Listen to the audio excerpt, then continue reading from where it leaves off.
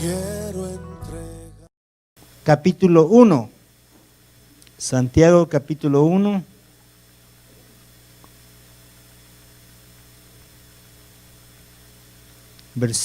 Vamos a leer versículo del 1 al 8, perdón, del 2 al 8 en Santiago.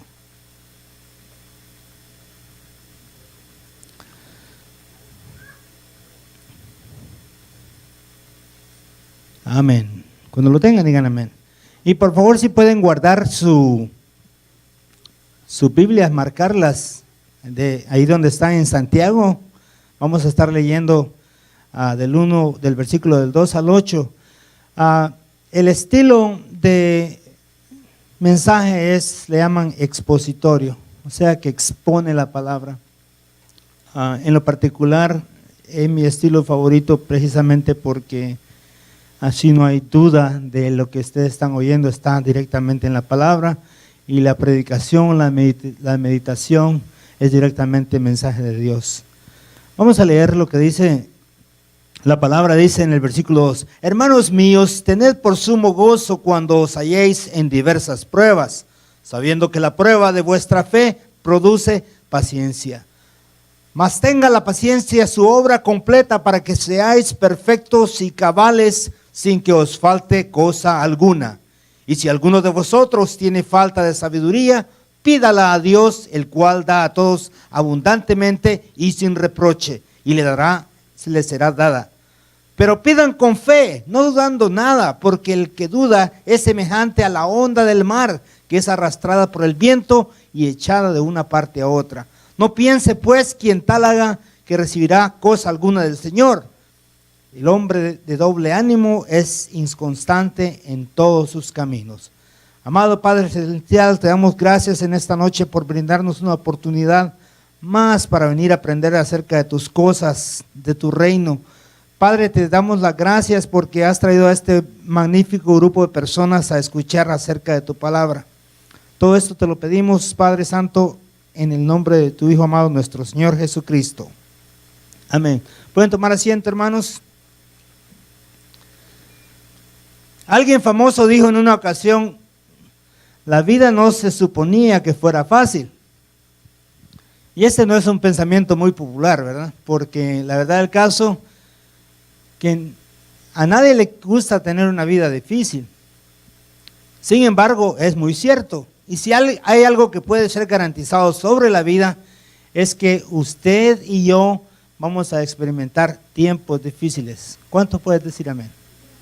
Usted y yo vamos a experimentar tiempos difíciles. Que levante la mano aquel que nunca ha tenido ningún problema. Amén. Qué bueno, porque son sinceros, y qué bueno ver de que todos somos sinceros y hemos atravesado por problemas, diferentes tipos de problemas. Claro está, cuando usted está en el problema, no existe problema peor que el suyo, ¿no? Cuando usted está en ese problema, dice uno: ¿qué me está pasando? ¿Por qué me pasa a mí? Y la pregunta es: ¿cómo respondemos cuando vienen los tiempos difíciles? Santiago da consejos muy ciertos y muy claros y muy prácticos de cómo podemos atravesar con éxito. Como dicen en el barrio, ¿cómo la podemos hacer? ¿Cómo la vas a hacer? ¿Cómo podemos triunfar? Y en este esquema de sermón expositivo titulado La fe a través de la tormenta, miramos a Santiago y descubrimos cosas importantes, principios que nos ayudarán a enfrentar los problemas. Es bonito cuando viene uno al evangelio y le dicen a usted, sí o no, dígame si usted sí o no, cuando le están hablando del evangelio por primera vez, le dicen: vente, vas a ver que cuando seas cristiano todo va a estar bien. ¿Cuántos han escuchado eso? Cuando vengas, vas a ver que todo te va a salir muy bien. Y es cuando usted se da contra los dientes y dice: me dijeron que todo iba a estar perfecto, que no iba a haber más penas, que no iba a haber más sollozo, que no iban a haber más problemas. Y en muchas veces es cuando más ataques le vienen a usted. Si usted está complaciendo al enemigo, el enemigo va a estar contento con usted y le va a dar rienda suelta. Pero cuando usted pone pie firme y dice no al enemigo, es cuando el enemigo va a empezar a atacarlo, va a venir la adversidad. Y entonces Santiago nos pone aquí, Santiago es una persona, si ustedes no lo han identificado ahorita, Santiago es una persona directa. Él no anda con rodeos, él no anda con indirectas, él entra con patada al pecho y dice: hermanos míos, tened por sumo gusto cuando os halléis en diversas pruebas. Fíjense el tipo de consejo que le da Santiago a usted. Sentid gozo cuando vengan las pruebas. Y usted se queda pensando como diciendo: pero ¿qué le pasa a este discípulo? ¿Qué le pasa a este apóstol? ¿Qué le pasa a este mensajero de Dios que nos está diciendo: sentid gozo cuando vengan las pruebas? O somos masoquistas, o somos... ¿Qué es lo que está pasando? ¿Por qué debo sentir yo gozo cuando me vienen las pruebas? Y es una cosa que ahí está en la Biblia. Y hay una cosa que hay que señalar, una diferencia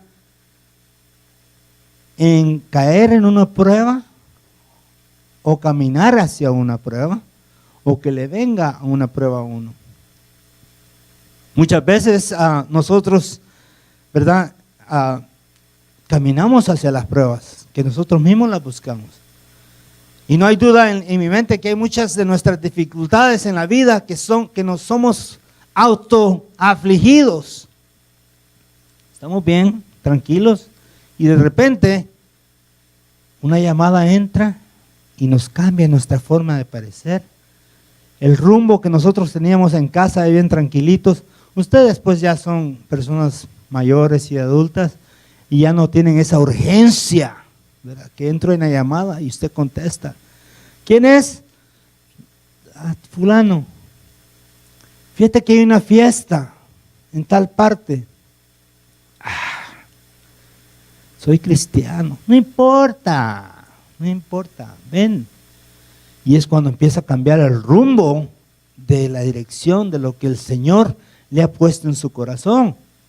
Ahora hay bien otro tipo de pruebas que simplemente uno va pasando, uno está bien tranquilo con sus propias cosas en el Señor y de repente la prueba. Cae un hijo preso. ¿Qué? ¿Usted no se lo esperaba? Usted estaba bien tranquilo en su casa viendo el mundial y de repente, ¡boom!, una llamada. Está tu hijo preso desde ayer. Usted va caminando a la iglesia bien tranquilo y ¡boom!, un familiar con una enfermedad terminal. Usted está bien tranquilo comiendo su cena y le entra una llamada, ¡boom!, las colecciones, te vamos a quitar tu carro si no pagas para tal día. Y así se vienen los diferentes tipos de pruebas. Y son pruebas que constantemente, si usted se pone a analizar en su mente, cada uno de nosotros de este lugar tenemos una prueba diferente. Claro, cuando nosotros estamos en las pruebas, no nos interesa saber las pruebas de los demás porque tenemos suficiente con las que nosotros tenemos.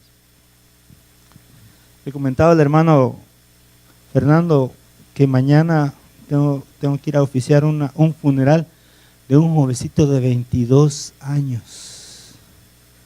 Era el mejor amigo de mi hijo mediano. Ahora bien, pónganse usted en mis tenis. ¿Cómo le explica, cómo usted da conforte o consuelo a un padre de familia que acaba de perder a su hijo de 22 años? Está supuesto que los niños nos van a enterrar a nosotros, que vamos a sobrevivir, ¿verdad? Y que algún día vamos a morir y que nuestros hijos se van a encargar de nosotros en la vejez y ellos nos van a enterrar a nosotros. No está dentro de nuestro plan nosotros enterrar a nuestros hijos. Ahora, ¿cómo le da usted consuelo a esa persona? Póngase a pensar por lo que está atravesando. No existe ningún tipo de palabra que pueda aliviar su dolor. ¿Cómo usted le explica a un padre? Mira, así es la vida, nacemos. Ellos no quieren escuchar nada de eso, ellos lo saben. Muy dentro de sí cada persona sabe por lo que está pasando. Y ahora bien, hay pruebas, como vuelvo a repetir, que nosotros mismos nos buscamos. La prueba mayor que está en el libro de Samuel es que Samuel estaba siendo atormentado. Esta es la historia. Samuel está siendo atormentado y de repente viene David y él le provee descanso cuando él empieza a tocar su arpa. Viene Saúl y agarra una lanza y se la arroja a David y lo prensa contra la pared. Esa es una prueba por la que pasó David, que él nos estaba esperando. Él estaba tranquilo tocando y de repente este viejo loco agarra y ¡pum!, ¿verdad? Y lo remata contra la pared. Eso es algo que él le sobrevino. Ahora bien, sigan leyendo las historias de David y van a ver que después le sobreviene a él algo malísimo en su vida. El peor momento de su vida que él pudo haber pasado, peor que cualquier prueba que él pudo haber tenido, que él mismo se la buscó. En esos tiempos las casas tenían una terraza, un techo plano, y la gente solía salir a la terraza a caminar, a meditar. Está David meditando y ve a la mujer. La manda a traer, como él era el rey, la manda a traer. Y dice la palabra en 2 de Samuel, no lo busquen, ahí está en 2 de Samuel 11, y dice: y sucedió un día al caer la tarde que se levantó David de su lecho y se paseaba sobre el terrado de la casa real y vio desde el terrado a una mujer que se estaba bañando, la cual era muy hermosa. Envió David a preguntar por aquella mujer y le dijeron: aquella es Betsabé, hija de Eliam, mujer de Urías Eteo. Y envió David mensajeros y la tomó y vino a él y durmió con ella. Luego ella se purificó de su inmundicia y se volvió a su casa. Y no solo eso, después había un pan en el horno. ¿Cómo esconder el tamal? Tamal. ¿Cómo escondes el tamal? Tremendón tamalote, ¿verdad? ¿Qué hace David? Y manda a traer a su marido de la guerra y le dice que venga y le prepara esto y hace un solo revoltijo con la intención de esconder el pecado. Viene, ¿verdad?, su esposo, Urías, era un guerrero leal y abnegado. Y él dice: ¿cómo puedo yo participar de los placeres de la vida cuando mi gente está en guerra? ¿Cómo puedo yo estar ellos durmiendo en tiendas, comiendo a la intemperie, siendo guerreros, y yo? No, Señor, no voy a dormir en mi casa. Y se le hace peor y peor.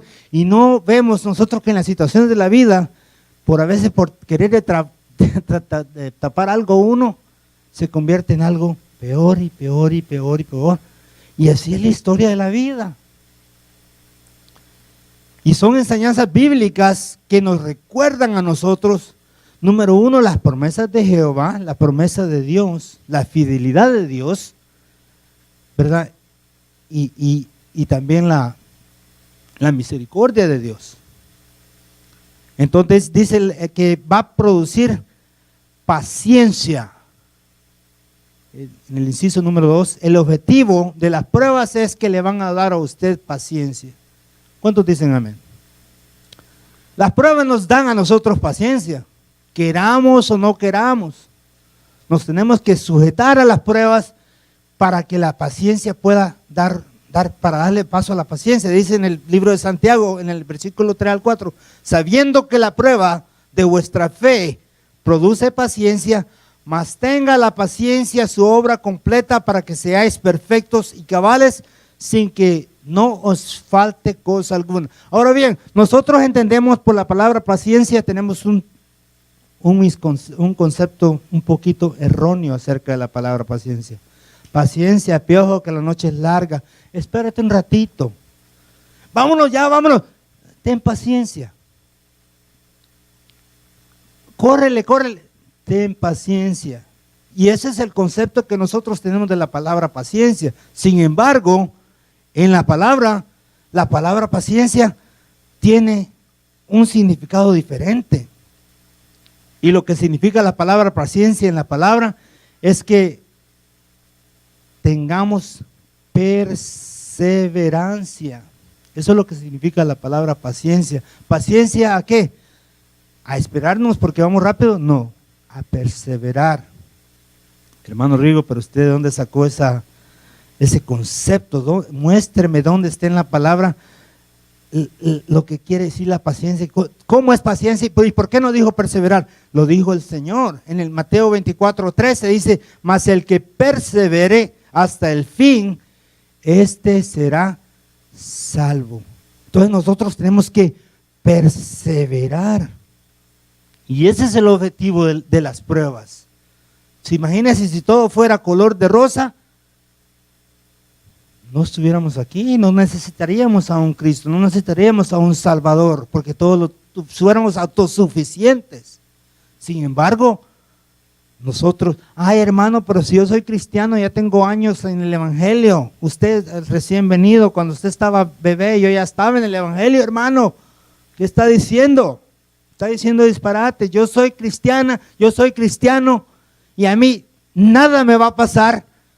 Ni nadie, el Señor me va a permitir pruebas, porque tengo muchos años en el Evangelio. Y vemos una y otra y otra y otra vez que eso no es la verdad. Usted puede tener 30, 40, 50 años en el Evangelio, y si está dentro del plan de Dios, probarlo, lo va a probar. Y nosotros tenemos que someternos como buenos cristianos con perseverancia a las pruebas del Señor. David se conducía prudentemente en todos sus asuntos, y dice la palabra que el Señor estaba con él. Y si hay alguien en este lugar que sea más cercano al Señor de lo que fue David, que levante la mano. Nos podemos dar cuenta de que el Señor permitió que llegaran las pruebas a David. Y el Señor estaba con él. Entonces nosotros no somos excepción. ¿Y por qué digo esto? Porque muchas personas, hermanos, que vienen a los pies del altar de Jesús, cuando vienen las pruebas, ¿saben qué pasa? Se van. Entonces le tiran a uno en cara, tu evangelio no es efectivo. El evangelio que me predicaste no sirve. Las palabras que tú me dijiste que tú ibas a estar bien son mentira.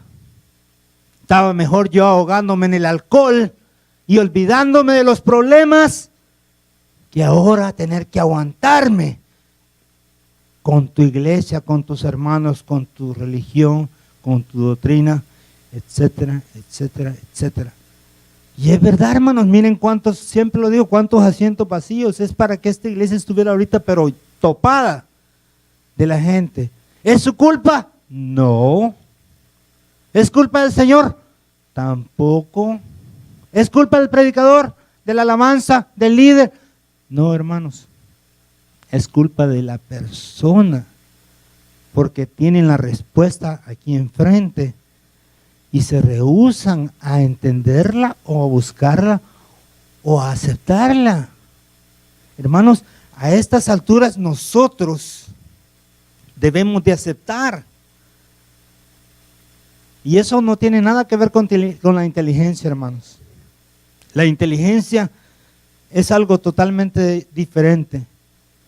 Inciso número 3. Entonces, ¿qué necesitamos usted y yo para perseverar cuando vienen los problemas, cuando vienen las pruebas, cuando vienen, ¿verdad?, ese tipo de tribulación? Necesitamos paciencia y se necesita, ¿qué más? Sabiduría. Necesitamos sabiduría primero para aceptar. Y saben, dice Santiago 1:5, y si alguno de vosotros tiene falta de sabiduría, aquí entra nuevamente Santiago con patada al pecho, ¡boom! Tú crees que lo sabes todo, si no tienes la sabiduría, dice aquí, pídala a Dios. Nosotros estamos muy ocupados pidiendo otras cosas a Dios, demasiado ocupados. Y la sabiduría que debemos de pedirle a veces no la pedimos. Y eso no es usted, eso somos todos nosotros. todos caemos en la misma barca.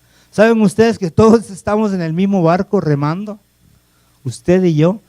Yo antes de ser predicador, tengo que ser ¿qué? Tengo que ser cristiano. El ser predicador de la palabra, mensajero de la palabra de Dios, no me hace exento a la cristianidad. Antes de venir aquí, tengo que ser cristiano. Tengo que amoldarme a los conceptos, a los preceptos y a los mandamientos de Dios. Dice David a la pared con su lanza, nos dice, y David se conducía prudentemente y le vinieron las penas. Vuelvo a decir, la sabiduría es un activo importante para nosotros poder lidiar con los problemas. Hermanos, si usted y yo no tenemos sabiduría para lidiar con los problemas, terminamos peor. Nos vamos alejando del evangelio, nos vamos alejando de las cosas de Dios, porque si nos hace falta la sabiduría. Y vuelvo a repetir, no es cosa de confundirlo con la inteligencia. ¿Saben? Mucha gente cree que la sabiduría y la inteligencia son dos cosas la misma, y son dos cosas totalmente diferentes. Usted puede mandar un burro a la universidad y ¿sabe lo que le van a devolver? Un burro educado. ¿Qué burro? Y no tiene nada que ver con la sabiduría. En nuestros pueblos, en nuestros países subdesarrollados, en aquellos tiempos se veía que había muchas personas de la tercera edad que eran analfabetos, no sabían leer ni escribir. Pero usted llegaba a sus hogares y lo trataban con una gran educación, de una forma sabia. Ellos no habían leído a Homero, ni habían leído la Ilíada, ni habían leído el Quijote. Ellos no habían leído nada porque no podían leer. Sin embargo, usted llegaba a sus hogares y le daban sabiduría. Eran personas sabias, aquellos abuelos del antier, ¿verdad? Eran unas personas sabias. Ahí tiene usted al gran famoso, una de las personas más inteligentes del mundo, que estaba diciendo disparates. Albert Einstein dice, en 1932 dijo esto: no hay la menor indicación de que la energía nuclear sea obtenible. Eso es lo que él dijo. Dijo que él no creía que había energía nuclear. Y era supuestamente una de las mentes más desarrolladas que ha existido, que ha conocido la mente humana, más inteligente. Sin embargo, a los años, él la desarrolló y él mismo se contradijo y él mismo la construyó, la desarrolló y la inventó. Dijo el señor Roosevelt, que era un presidente de los Estados Unidos, dice que cuando era secretario de la Marina estadounidense, dijo que los aviones nunca serían útiles, los aviones, en contra de una flota de naves. ¿Y qué es lo que pasa? Viene en la Segunda Guerra Mundial, Pearl Harbor, y existe una gran batalla, y lo demostró que él no sabía lo que estaba hablando, siendo que él era la mejor inteligencia militar.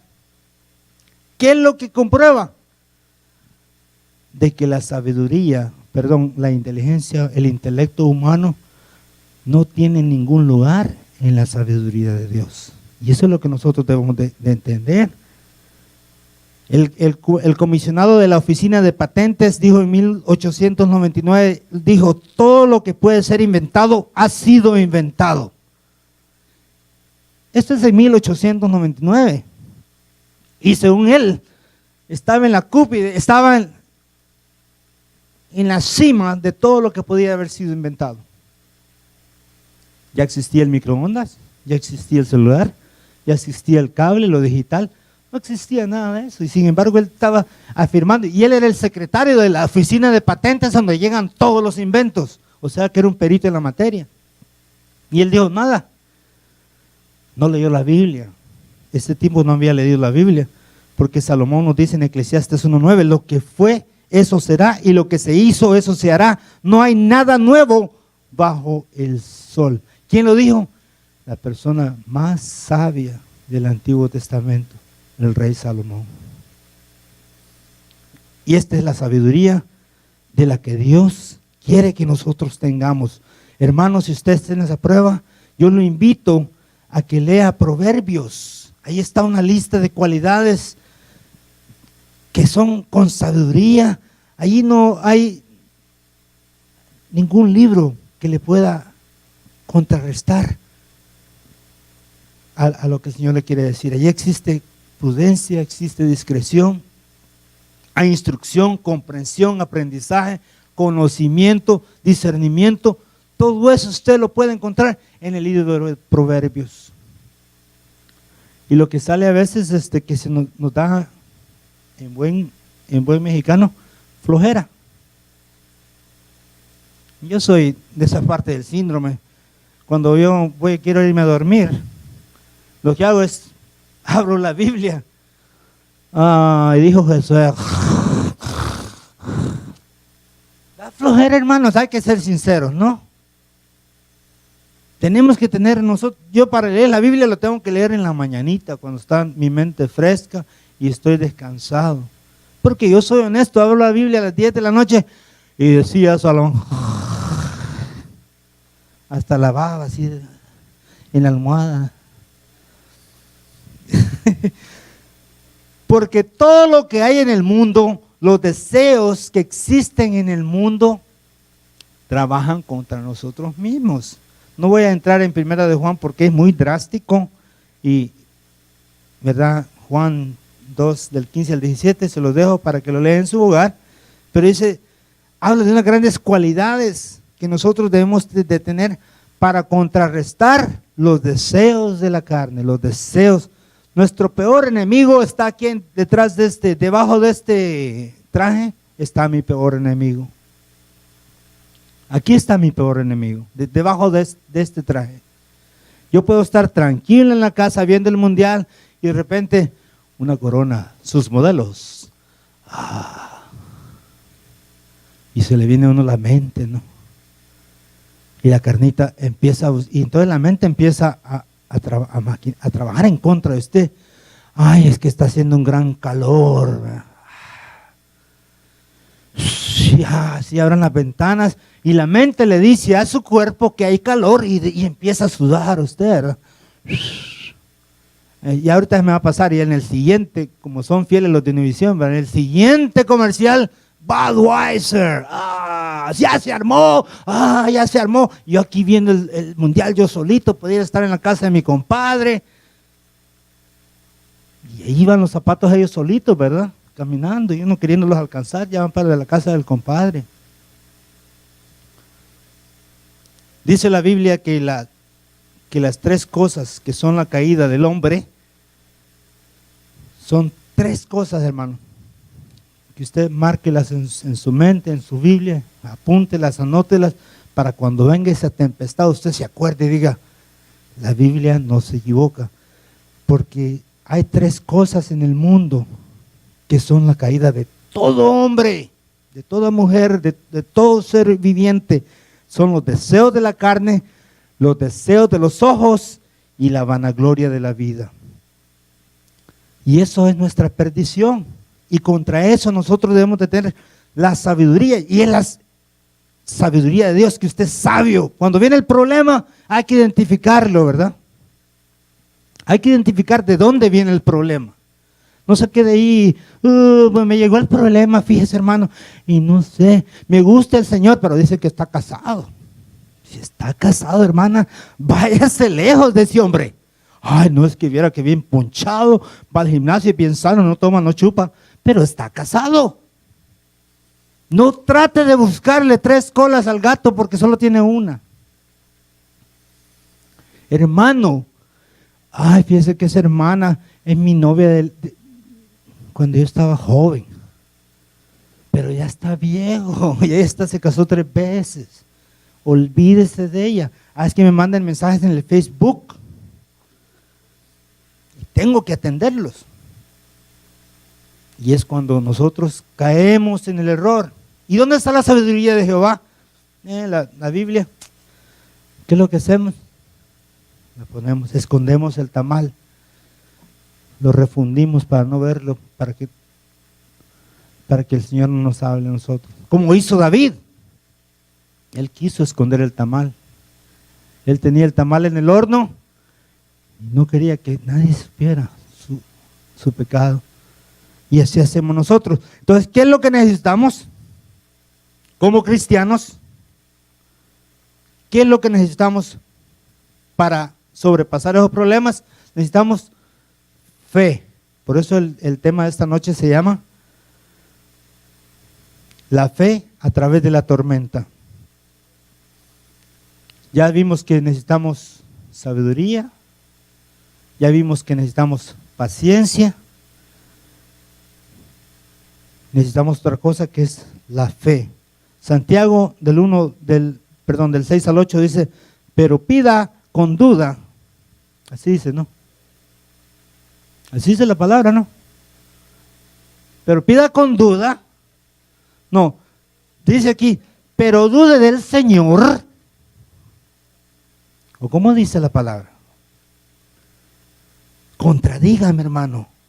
Dígame, no, hermano, dice, pero pida con fe, no dudando de nada, porque el que duda es semejante a la onda del mar, que es arrastrada por el viento y echada de una parte a otra. No piense, pues, quien tal haga, que recibirá cosa alguna del Señor. El hombre de doble ánimo es inconstante en todos sus caminos. Hermanos, cuando yo estaba en el mundo, era una persona de doble ánimo. La palabra doble ánimo, en la palabra dice doble ánimo, pero buscándole en el griego quiere decir con dos almas. ¿Quién de aquí tiene dos almas? No tenemos un alma, pero lo que nos está dando a entender aquí Santiago es que una persona de doble ánimo es una persona que dice algo así como esquizofrénico, como polarizado, ¿verdad? Bipolar. Esa es una persona de doble ánimo. Y haciendo a un lado esos términos médicos, ¿verdad? Porque existe cura y existe, pero una persona que no ha tratado una conducta bipolar o una conducta esquizofrénica. ¿Me estás hablando a mí? No, yo no te estoy hablando a ti. Y uno solo, ¿no? Uno solo se está contradiciendo. ¿Quiero servir al Señor? Ay, pero es que es tan difícil, muy difícil. Tengo que renunciar a todo esto. ¿Por qué a la gente se le hace tan difícil servir al Señor? ¿Por qué? Porque uno tiene que renunciar a tantas cosas. Dice el apóstol San Pablo de que para él morir es Cristo. ¿Así dice? Vivir es Cristo.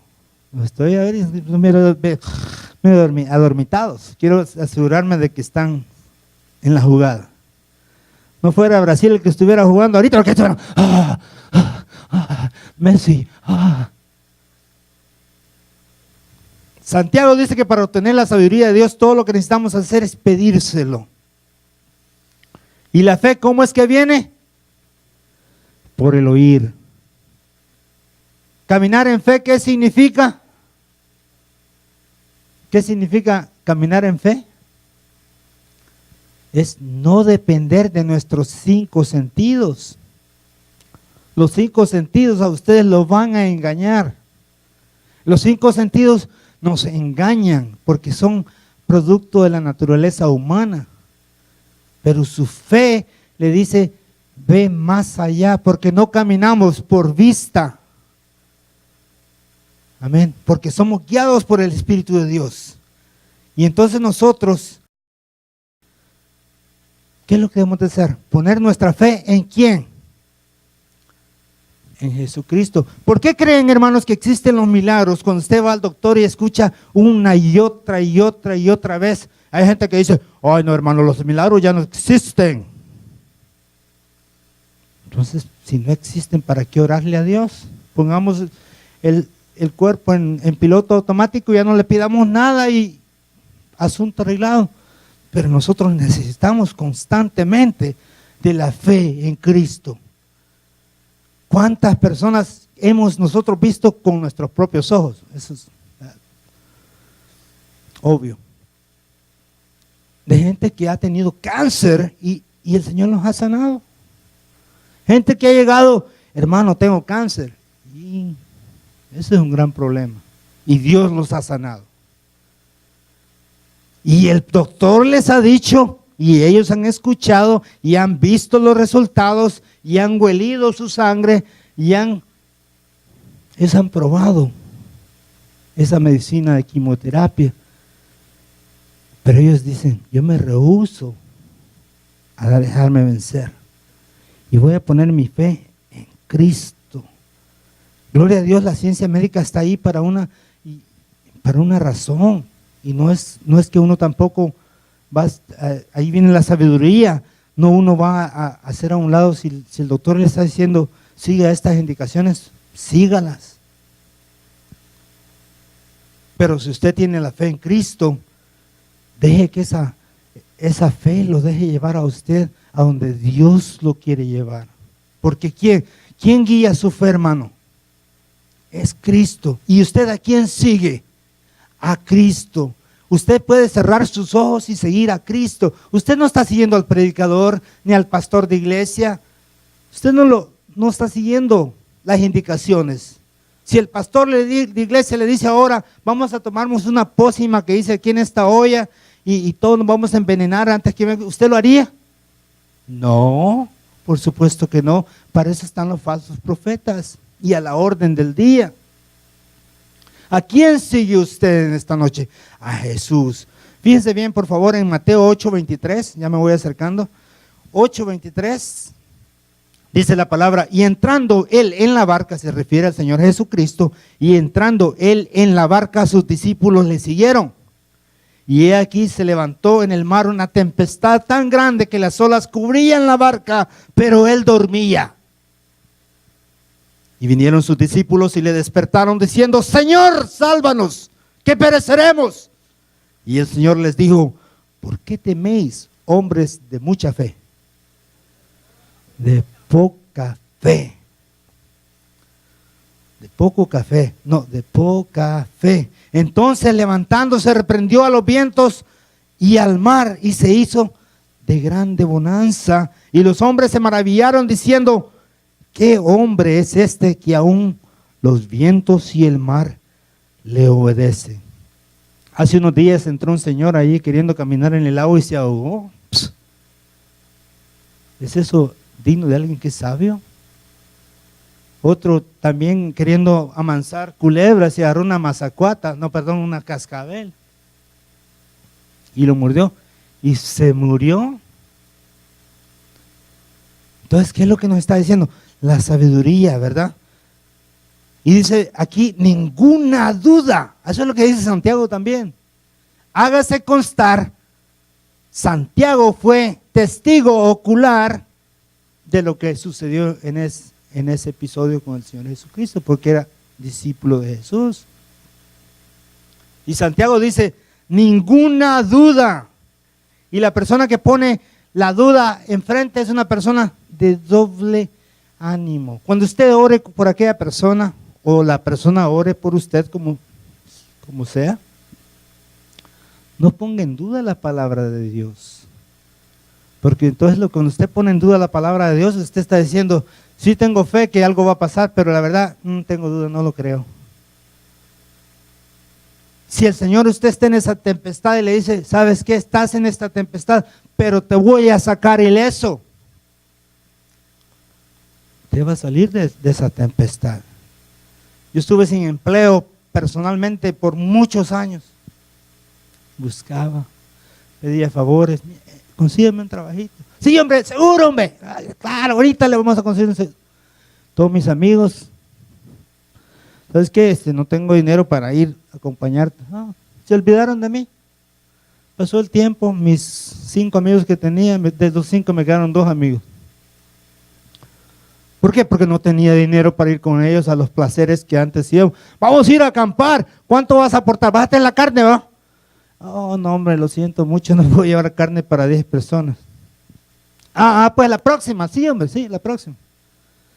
Y así, ¿verdad? 5 años, hermanos. Y lo peor del caso, que algunas personas, hermanos cristianos, me decían a mí, algo debe de estar haciendo mal. Por ahí debe tener algo, debe de existir algún motivo y alguna razón del por qué el Señor no te está bendiciendo. Y yo, hermanos, ¿saben qué? Hasta este día le doy la gloria a Dios porque las bendiciones que el Señor me ha manifestado no han sido en calidad de materialismo. Yo no tengo un carro nuevo, yo no tengo una casa nueva, una casa grande, yo no tengo absolutamente nada material, no tengo terreno, nada. Sin embargo, tengo mis hijos que están con vida. Mañana que voy a ir a oficiar ese funeral del mejor amigo de mi hijo mediano de 22 años, gloria a Dios, porque no fue mi hijo el que voy a ir a ver en ese ataúd. Gloria a Dios porque tengo la bendición. Gloria a Dios porque puedo caminar. Gloria a Dios porque me puedo levantar, porque escucho, porque veo, porque camino, porque tengo la bendición de poder ser bendición para otras personas. ¿Y qué? El diablo no tiene ningún poder sobre mi vida. Él me puede poner obstáculos. Allá yo sí los voy a seguir. Yo estoy, como usted y yo, hermanos, debajo de este traje está una persona de carne y hueso con deseos, con ilusiones, con sueños, con planes, con todo el paquete. Yo no me puedo dar el lujo de decir, oh, yo soy el hermano Rigo y a mí nada me va a pasar. Hermanos, porque es cuando más bonito lo agarra el chamuco a uno. Toma para que se te quite lo chistoso. Y nosotros debemos de tener la sabiduría de Dios de decir, Padre, te doy gracias, yo no te voy a pedir absolutamente nada. Los que me conocen así, amigos personales, íntimos, ¿saben cómo me dicen? Conformista. Mira, tú nunca veo que le pidas nada a nadie. ¿Por qué le voy a pedir? Mira que compré un carro nuevo. Bueno, gloria a Dios. ¿Quieres un carro nuevo? Claro que quiero un carro nuevo. Por supuesto, si el carro nuevo algún día me llega, bienvenido sea. Pero no voy a ponerme yo en el camino de las bendiciones de Dios, de agarrar un trabajo que ya no pueda venir a la iglesia o buscar formas ilegales de yo conseguir más dinero que podrían haber para llegar a alcanzar esas bendiciones que Dios tiene guardadas para mí algún día, que son bendiciones materiales. Repito, esos son extras, ese es bonus, ese es el cheque del IRS cuando llega al final del año. Eso es aparte. Usted no contaba con esa bendición. Y qué belleza cuando el Señor lo bendice y usted ni la esperaba. ¿No se han puesto a pensar? Cuando el Señor lo empieza a bendecir y usted ni siquiera lo pedía. Ese es el sentimiento más precioso que puede dar. Y alabado sea el Señor que me enviaste este regalo. No se diga los regalos, ¿verdad?, de la justificación y los regalos de la salvación. Y que día a día debemos de luchar por nuestra salvación. Y el alma también tiene esas tres facultades, ¿no? La mente, la voluntad y las emociones y el corazón, que uno debe de apachar, sostener y perseverar. No es tan importante el que llega primero, sino que el que sabe llegar. Usted no tiene que andar en la vida, ni yo tengo que andar en la vida en carreras y voy a tropezar. Prefiero caminar lento, pero seguro, en vez de andar a la carrera todo sofocado, ¿no? Y esas son las grandes cualidades de esta noche que estamos aprendiendo por medio de Santiago, que son la sabiduría, la fe, la paciencia. Y sobre todo porque usted está aquí en esta noche y puede escuchar el mensaje de Dios que tiene para su corazón. Inclusive Dios tiene un plan y propósito para nosotros, aún en los momentos difíciles. No tire la toalla, hermano. Viene el momento difícil. Saben, esta sociedad está a la moda, mire, sí o no. 60% de los matrimonios, ¿dónde terminan? En divorcio. ¿Por qué? Porque es fácil decir, ay no, yo tiro la toalla. Ay, y yo cocinarte a ti, ni de loca. ¿No? Y yo voy a sacrificarme, ser marido de una sola mujer, voy a ser aquí hombre del hogar, voy a ser el hombre que el Señor quiere que yo sea. Ni de loco, ni de chiste. Prefiero buscarme un modelo más reciente. Y ahí van para los países de origen, ¿no? Para Nicaragua, El Salvador, Guatemala, a agarrarse una chamaquita. Pero lo que ellos no saben, que la chamaquita llegue y el año que agarre los papeles, bye, thank you. Y con mitad de los bienes, vaya con casa y con carro. ¿Y cómo se quedó usted? Me fue mal en el matrimonio, fíjate que. Dijo Matthew Henry es una persona que escribe comentarios bíblicos y dice, eso es lo que él escribió hace unos años, dice, las cosas del mundo rápidamente se desvanecen y mueren. El deseo propio algún día se consumirá y cesará, pero el efecto santo no es como la lujuria que fallece. El amor de Dios nunca fracasará. Dice aquí, se hicieron muchos esfuerzos vanos para evadir la fuerza de este pasaje bíblico del que hablamos ahorita de Santiago, pensando en las limitaciones o excepciones. Muchos han tratado de demostrar hasta dónde podemos ser de mentalidad carnalmente y con el cariño del mundo, pero el significado siempre de estos versículos no se puede confundir fácilmente, a menos que esta victoria sobre el mundo es comenzada en el corazón. La victoria contra el mundo, hermanos, no empieza en un libro. La victoria contra el mundo no empieza en un consejo. Usted puede darle los consejos a sus hijos hasta que se vuelve verde en la cara, pero si sus hijos no quieren, no lo van a escuchar. Usted puede decirle a alguien, un alcohólico, mira, fíjate que el Señor habló en mi vida, contarle su testimonio, que le salgan lágrimas y usted vertir su corazón con esa persona, pero si esa persona no lo quiere escuchar, no lo va a escuchar. Así es que, ¿dónde empieza esto? Eso empieza en el corazón. Tiene uno que tener la mentalidad abierta para entender la sabiduría de Dios y saber que estos versículos solamente pueden tomar vida cuando nosotros decidimos tomar vida en ellos. Esta Biblia nos salva. Esta Biblia nos salva. Lo que salva es el mensaje que está adentro de esta Biblia. En los tiempos donde quemaban las Biblias y lo único que llevaba a la gente era el mensaje grabado en el corazón, ellos seguían adelante. En los tiempos de Lutero, de la Santa Inquisición, en los tiempos de que la gente les quitaban las Biblias, pero lo que llevaban en el corazón, nadie se los podía quitar. Ese gozo que llevaban los discípulos, apóstoles, en el día de Pentecostés, que ellos recibieron el regalo del Espíritu Santo, eso no lo leyeron ellos en un libro, eso lo llevaban ellos escrito en el corazón. Y cuando usted se vaya a su casa en esta noche y usted se acuerde de las palabras que le dijo el Señor en esta noche, la fe, la perseverancia, las pruebas. Sí, hermano, yo sé que existen pruebas, pero existe una solución. Y la solución de esas pruebas a veces está en usted mismo, de poder tener la habilidad de decir uno, no más. Saben, ya no quiero más, no quiero nada que ver con el mundo, porque el Dios de este mundo es Satanás, y yo no quiero nada que ver con Satanás, porque mi corazón le pertenece ¿a quién? A Cristo. ¿Quién vive, hermanos?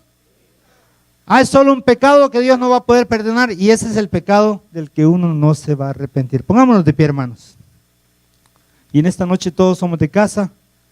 Tengo instrucciones precisas de terminar el culto a las